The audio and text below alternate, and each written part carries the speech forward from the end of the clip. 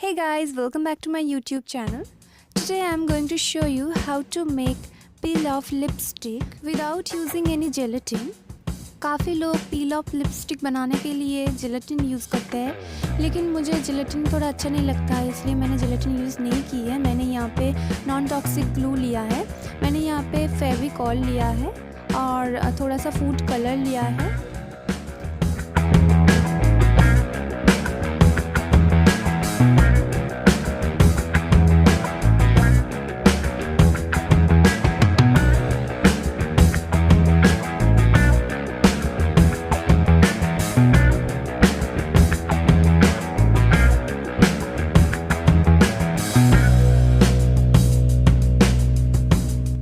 अगर आपको लगे कि थोड़ा सा ग्लू कम हुआ है तो थोड़ा और ऐड कर दीजिए।